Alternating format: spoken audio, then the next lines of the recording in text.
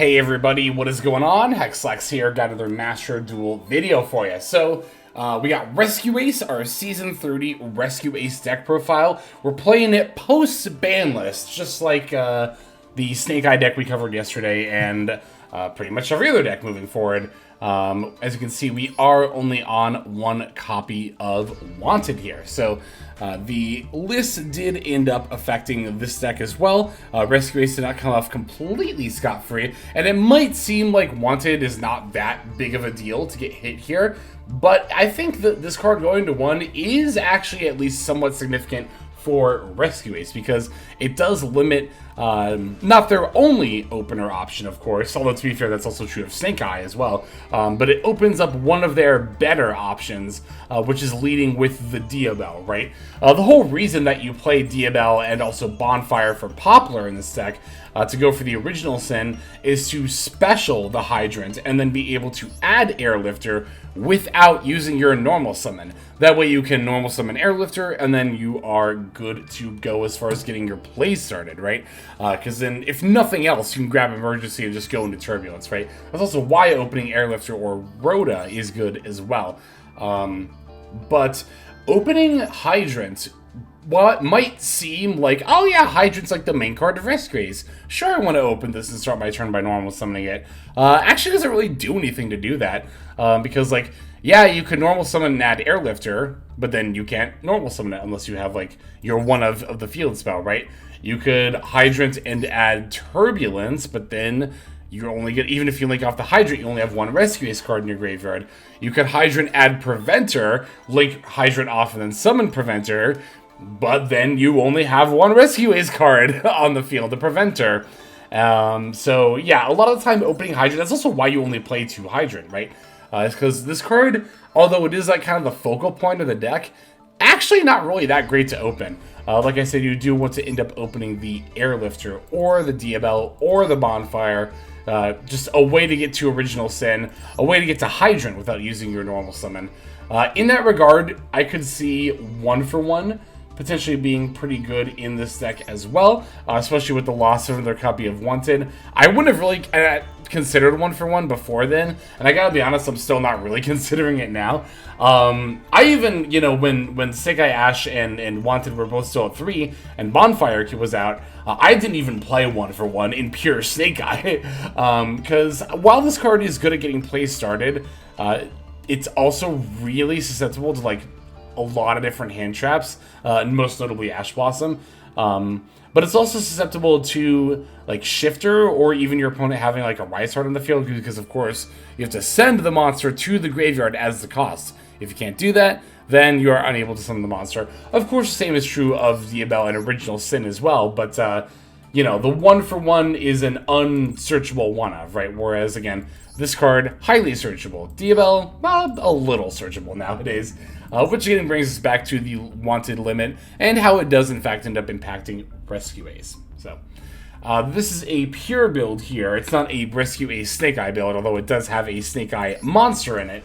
It does still not have Ash or Oak or Flambridge or any of that stuff. Do still need to try that deck out at some point. So many decks, so little time, right, of course, but yeah, so for this build here, I'm at 44 cards. I think that Rescue Ace always is over 40. Well, I mean, you could play it at 40 if you really wanted to, but we do have a significant amount of cards here that we're not trying to open. That being, you know, the Rescue, Alert, Contain, and Extinguish. All the stuff that you are looking to set off of Turbulence. Also here in this build in particular, I am on Subversion, which is pretty optional, but I find if you're going to be on Poplar and Duel anyway, you might as well play, like, the searchable, you know, board breaker. But again, not a card you super want to open a lot of the time, especially going first, of course. So that's a lot of the reason why I do really like having more than 40 cards for Rescue Ace, right? I really, really value that.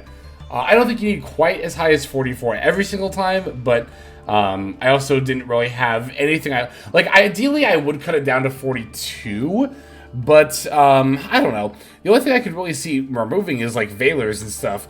But at the same time, the reason I would want to go down from 44 to 42 is to draw hand traps more often. So it's like, I don't know, instead of playing less overall hand traps, have a lower deck count. Well, I'll just play a couple more hand traps, right? So, yeah, on 2 Valor and 2 Imperm here. Let's see. Not on Super Poly. I have played Super Poly, I think, the last couple of times, or at least the last time. Yeah, I think it was the last time I played Rescue Ace. I was on Super Poly. I don't know. For me, it was more main deck space than extra deck space. Like, extra deck space is actually pretty easy. If I wanted to play Super Poly, I would play not only, where are they? Mudragon and Garura, but I would also absolutely play the Earth Golem at Ignister to use against Snake Eye, right? Because Cyberse Monster plus Link Monster, that's IP or Link Karibo plus any other Link Monster. Not hard for that to be live against the Snake Eye board, right? So yeah, Mudragon, Garura, and Earth Golem. I'd play 3 Super Poly targets, even if I was only on 2 Super Poly. As far as what I'd take out, second SP goes, Nightmare Unicorn goes, probably just Underworld Goddess after that. Yeah, I think that would probably be the order I would go in as far as like removing stuff if you wanted to play from the extra deck if you wanted to play Super Poly. I was actually extremely close to playing Super Poly, but I think that I decided to include Subversion and Crossout Designator instead. Not every Snake or Rescue Ace build is on Crossout, but it's a popular enough deck already, and you also have some Snake Eye targets you can call potentially, as well as, of course, you know, hand traps. So I was like, yeah, I'll throw it in. Why not? I guess the reason to not play Crossout is that this deck is not as weak to Max C as a lot of other decks, so you don't need the counter as often. But I don't know. When I put in Crossout, I wasn't even thinking about Max C. I was kind of thinking more about Ash Blossom.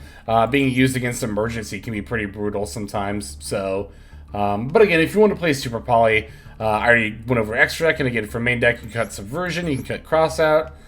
I could probably cut like a Valor or something too, and then just, if you wanted the same deck count. But, yeah, overall, I think Super Poly is a pretty good board breaker, but not like 100% required to play this deck, not by any means. Honestly, it's a pretty standard pure list, all things considered. I think one of the more irregular things I'm doing is I'm only playing 1 Impulse. But, I don't know, Impulse is a really, really good card, don't get me wrong. I just don't find it coming up that often. Especially if going first. Like, this is actually a good hand trap. This is weird. Like, Rescue Ace, I feel like, is one of the few archetypes that has a really, really solid in-archetype hand trap. And that's kind of how I view Impulse, right? So, like, if I wanted to include more copies of Impulse, I wouldn't cut, like, Rescue Ace cards, like Fire Engine or other engine. No pun intended cards. But I'd probably be looking to cut something like Valor or Imperm. But then when I think about it that way, it's like, I kind of think Valor and Imperm are honestly better than Impulse a lot of the time. Again, not that Impulse is a bad card by any stretch of the imagination, but it's a lot more useful going second. I mean, again, the same is generally true of Valor and Imperm, but yeah, I just find this to be a lot better going second, so. Yeah, I think that covers pretty much everything I have to say about this list here. Yeah, that pretty much says it all. Or not all, but everything I wanted to cover. I do still think this is going to be a tier 1 deck in the new format. There is a chance this ends up being better than Snake Eye, just because it's more consistent. But, I mean, it did also lose consistency with the Wanted Hit as well. So, I also don't think that Rescue Ace is as powerful as Snake Eye. Like, that's the other big factor, right? Like, yeah, this deck, I will say this deck is probably more consistent than Snake Eye is now. I don't even know if I would say that now that I think about it. I think they're still about the same. But certainly when it comes to power level, I think that pure Snake Eye does have Rescue Ace beat. Not that Turbulence set 4 isn't scary, you know, a lot of the time, but Snake Eye boards are scarier, generally speaking, in my opinion. So I do think this will be tier 1 still, probably worse than Snake Eye, but I can see a world where it ends up being better than Snake Eye. We'll have to see how things play out, but yeah, now I think that's pretty much everything I have to say. Let's break the list down card by card, and then watch these duels. We are on 2 Effect Failure, 2 Rescue Ace Hydrant, 1 Snake Eyes Poplar, 3 Max C, 3 Ash Blossom and Joyous Spring, 1 Rescue Ace Impulse, 3 Rescue Ace Airlifter, 1 Rescue Ace Fire Engine, 3 Diabellstar the Black Witch, 2 Rescue Ace Preventer, 2 Rescue Ace Turbulence, Could be on 1 if you wanted to. I like having 2 for grind games. 1 to Beer the Primal Being, 1 Reinforcement of the Army, 1 Sinful Spoils of Subversion Snake Eye, 3 Bonfire, 1 Sinful Spoils, Original Sinful Spoils Snake Eye, 1 Rescue Ace HQ, 2 Call by the Grave, 1 Cross that Designator, 1 Rescue, 1 Alert, 3 Emergency, 1 Wanted, Seeker of Sinful Spoils, 2 Infinite Impermanence, 1 Contain, and then 1 Extinguish. And that is going to be our main deck. For the extra deck, we're on 1 Link Rebo, 1 Nightmare Phoenix, 1 Heat the Fire Charmer Ablaze, 1 IP Masquerade, 1 Dark the Dark Charmer Gloomy, 2 SP Little Knight, 1 Nightmare Unicorn, 1 Selene Queen of the Master Magicians, 1 Promethean Princess, Bestower of Flames, 1 Appaloosa Bow of the Goddess, 1 Access Code Talker, 1 World Sea Dragon Zealantis, 1 Salamangreat Raging Phoenix, and then 1 Underworld Goddess of the Closed World. There's our list. Let's see some duels. Okay, our first opponent is playing Mikanko. Mikanko. One might assume I went first here, but I don't know. God, I don't even know if I remember the last time I played against a deck that ended up being Mikanko where they actually gave me the coin flip. Like, yeah, Mikanko's got that OTK strategy, but a lot of the time the deck does just want to go first. Anyway, I'll lead with Diabel here, but maybe I should have led with Rhoda, just to test to see if they had an Ash Blossom they might be willing to use against it. I will say Hydrant for Airlifter here was 100% a misplay. That was me just kind of going on autopilot. Mostly because, again, these games were streamed. So, you know, trying to talk to chat and also play the game at the same time, for me personally, can sometimes get a little bit difficult. So, but as always ever, if you want to watch these games played out live along with more, you can find the VOD for this session in either the Twitch VOD section, Twitch going to be linked in the description below, or on my second YouTube channel if it's no longer on Twitch. They're leading with the Kaiju here, using the Ohime afterward. I think this actually is an OTK build, but I think I won the coin flip here.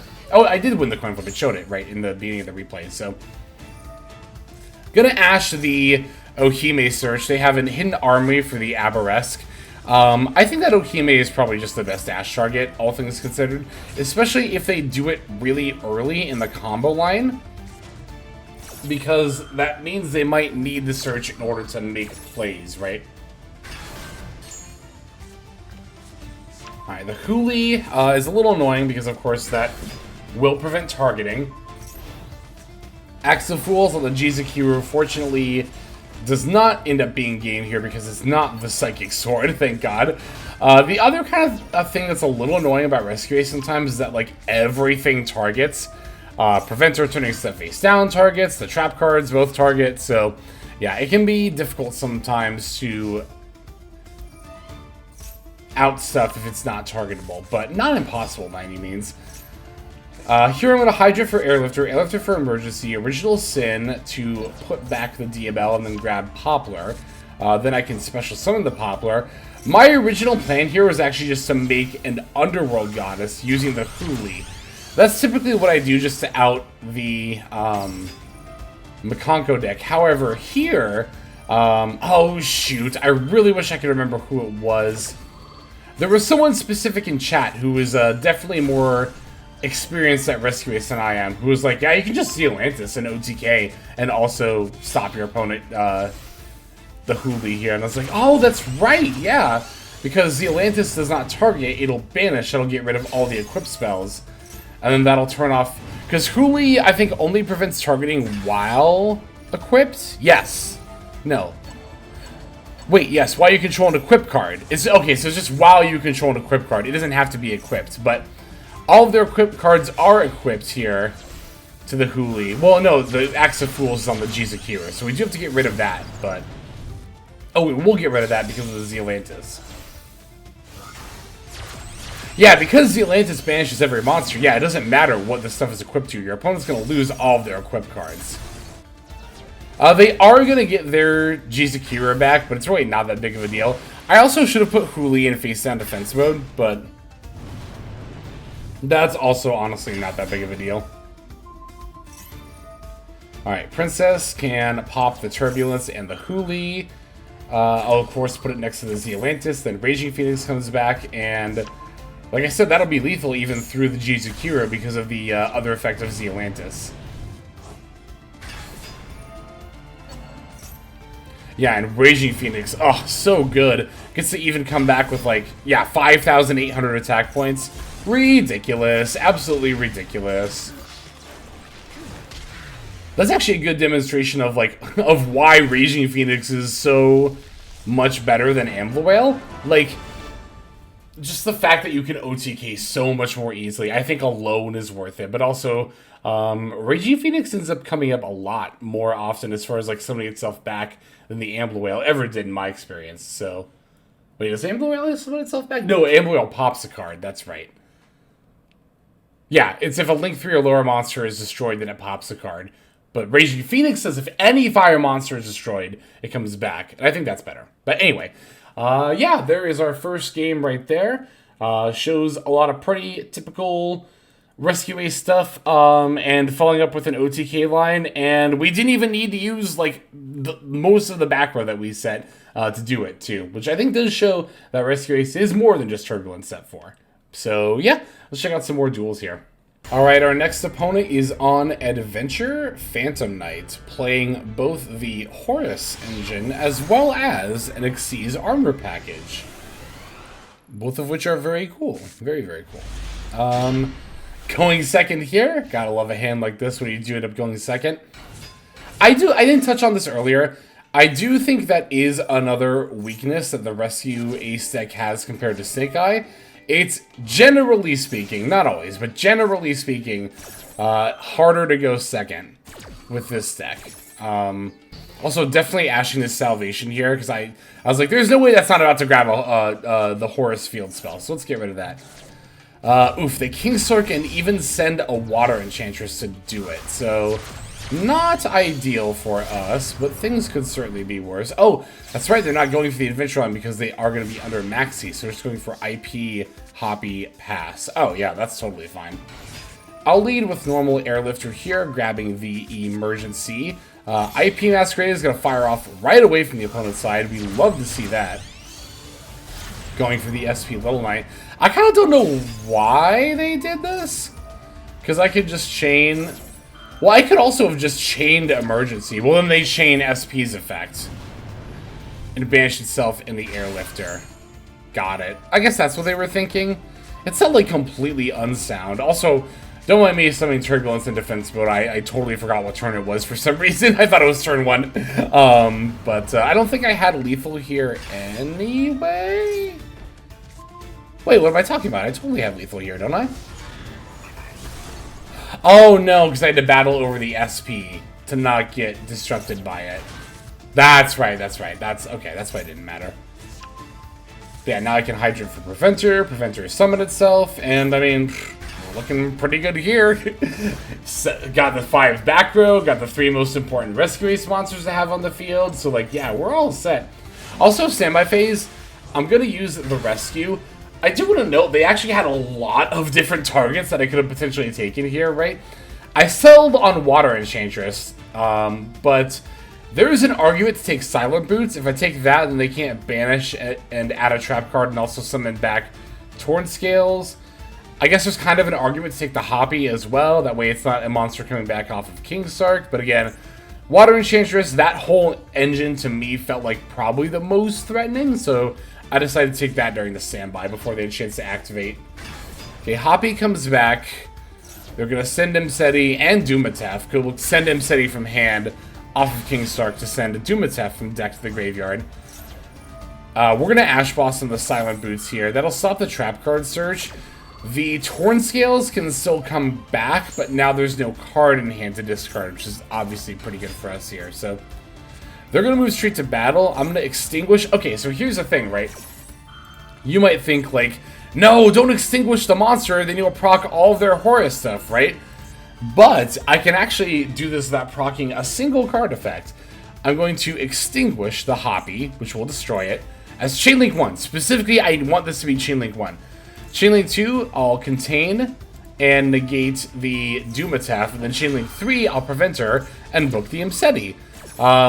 now Imseti is down, Dumatef's negated, Hoppy is destroyed, but there are no longer any active horse monsters on the field to have bore witness to that monster being removed from the field, right? So, yeah, here, again, that looks a little scary, but we are pretty easily able to actually make our opponent's horse engine a sort of non-factor here, so... Yeah, follow-up should be super simple from here on out. I'm going to Hydrant, add Airlifter for HQ. I'm going to put back my Spell and Trap cards. And then I'll Turbulence to set up those before I make any other plays, just to make sure like we're all set. Oh, I'm not even going to get a chance to do that. They'll just concede first. But yeah, like I said, I would have next followed up by Turbulence setting stuff, then comboed off. That way, if I screwed up or something happened, weird or random, then we'd still have a bunch of back row to make it more or less impossible to for our opponent to mount any amount of a comeback there. But yeah, got a couple more games. Let's see the next one. All right, this one's going to be against Snake Eye. It is a pre-ban list build, so our opponent is on 2 Ash and Wanted. I don't get that. Like, I kind of don't get... especially if you're already in Master 1, like, you might as well just do post-ban list, right? But even if I'm not at the top rank already...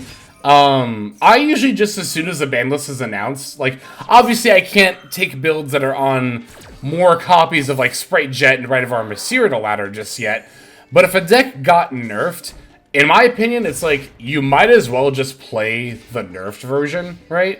And get, and like, you know, lab it out. Like, I don't see a point to, if you, especially again, if you're already at top rank, to playing the deck unnerfed for, like, one more week, but... looks like they're leading with the Unicorn and Birth, going for Wanted for Diabell next. And then normal summoning the Diabell. I wonder if they have a triple attack in hand. Otherwise, I don't know why you would want it during the main phase. Or maybe they just weren't toggling on or something. Who knows, but... So this is interesting. You might notice that I set a Bluff Bonfire. Oh yeah, that was this game.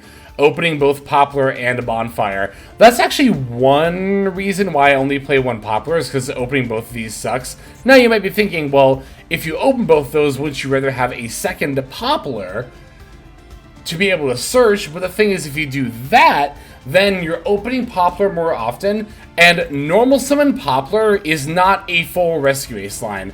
Because yes, you can normal summon Poplar, add Original Sin, link it off for a Link Creeble, put Poplar in a Spell Trap, Original Sin, send a Poplar for Hydrant, but you've already used your normal summon. And as we discussed earlier, you need that normal summon to summon Airlifter and to actually kick off your plays, right? So here we just got a little bit unlucky. I think somebody in stream chat actually mathed it out and said I had a 2.5% chance or something like that to open both of them, but I don't know. It's a little annoying, but it happens sometimes. Alright, Unicorn. Oh, but I never touched upon my original point. You might be wondering, well, why did they battle and then go for Snake Eye Ash? They were scared of the Bluff back row. They thought it was going to be one of the Rescue Ace, like, trap cards or something. So, it's not often you get to see bluffing a face down have an observable impact on the game, but this is an example of where it did. So, again, if you have a truly dead spell or trap card like this Bonfire, like... a lot of the time, you might as well set it. You never know how hard your opponent will play around a mystery face down, right? Whether to avoid potentially triggering it or going into a card specifically to remove it. Oh yeah, this was weird. It's not just Snake Eye, I forgot. It's Kashira Snake Eye, but with like Rise Heart and Era, which I thought was a little odd, but not the worst thing you can do in the world, certainly. So I pushed back Diabell here because remember, this card is Silvera. So I don't want to deal with that Omni Negate effect here. Unicorn going to eat my second... oh no, they ate Hita here. Oh, this I'm not on to Promethean Princess. That's Snake Eye. This is Rescue Ace. That's right. Okay, so here I am going to go for Poplar.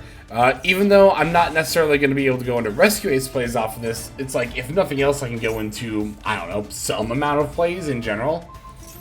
Era's blocking off my zones, but I'm really not that concerned about it because I can just I'll link off the Hydrant and Era for the Little Knight, and then Little Knight to banish the Era. Now I've got my zones back. I can summon the Preventer, link off for, unfortunately, not Promethean Princess, but I do get to go for the Dark the Dark Charmer Gloomy here. Preventer summons back Hydrant, and then Dark F. Oh no, sorry, I'm going to Link Rebo first. Oh, no, I don't even use Dark F. I just need a Link 2 to be able to go into Celine. That's right, I'm going for Celine here. Celine actually barely has enough spell counters, and funnily enough, it's because Diabell currently counts as a spell, which is pretty cute.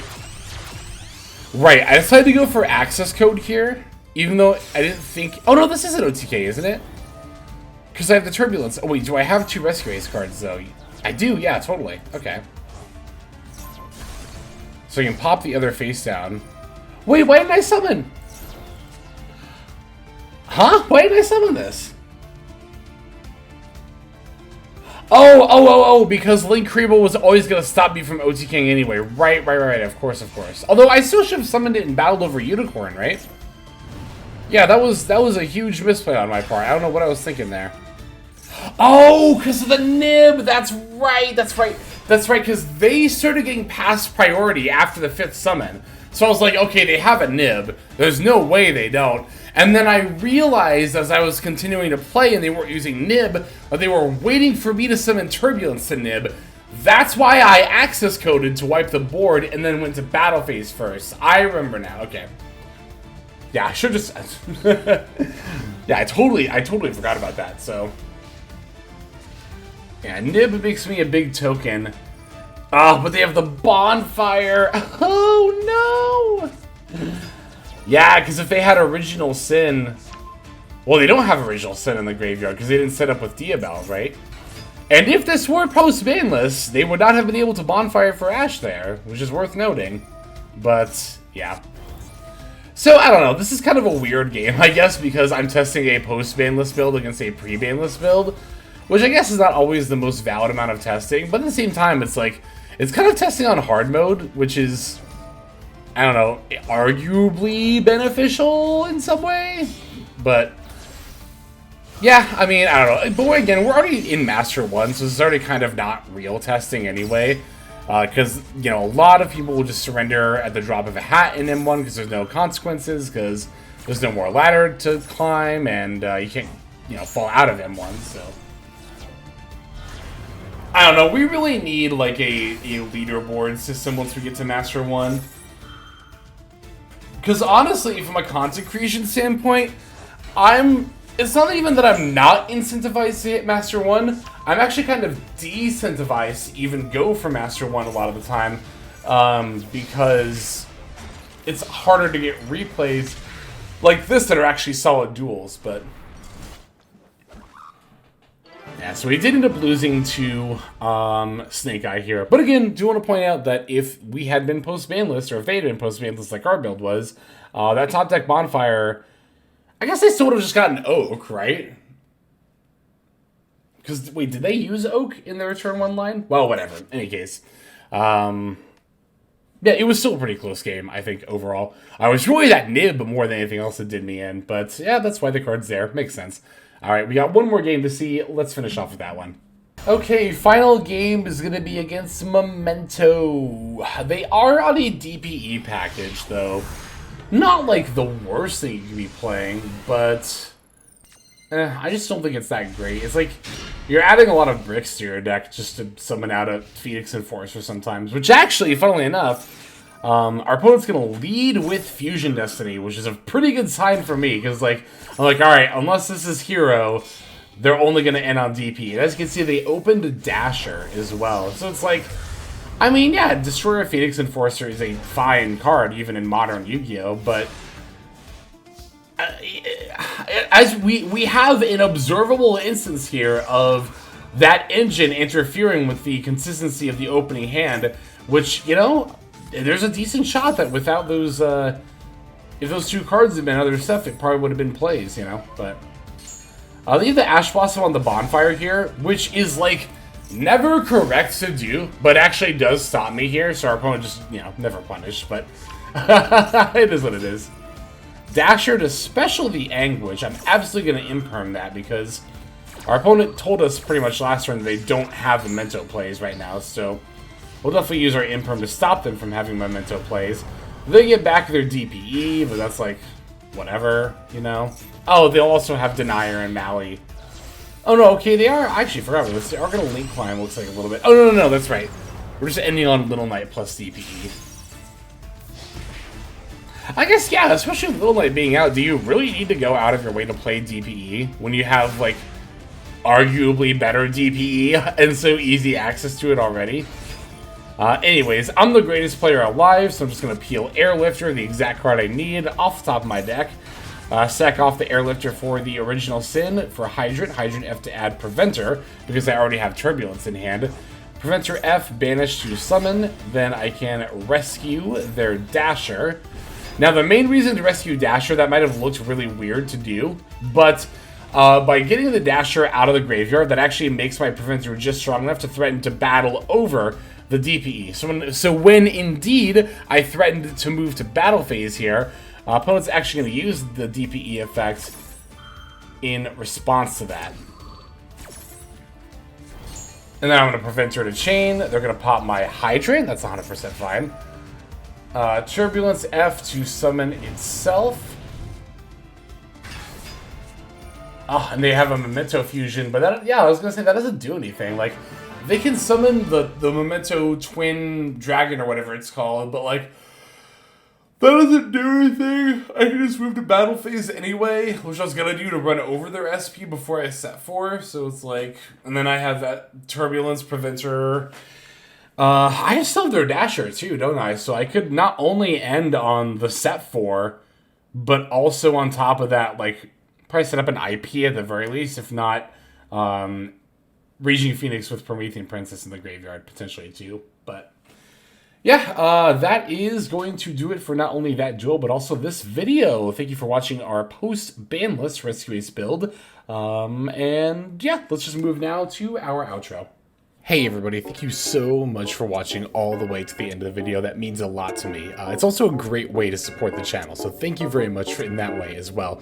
If you're interested in supporting the channel in other ways, like the very special patrons that I am thanking here, you can do so by checking out some of the links in the description. One of those goes to the Patreon, where you can join these fine folk and support the channel that way. I do post daily content over on Patreon, so you do get something for supporting there. And if you're interested, I also have a coaching tier option as well. Details again will be on Patreon in the link below. Also in the description linked below is my Twitch page where I stream a few times a week. You can go ahead and check that out, follow or subscribe over there if you ever want to catch me live.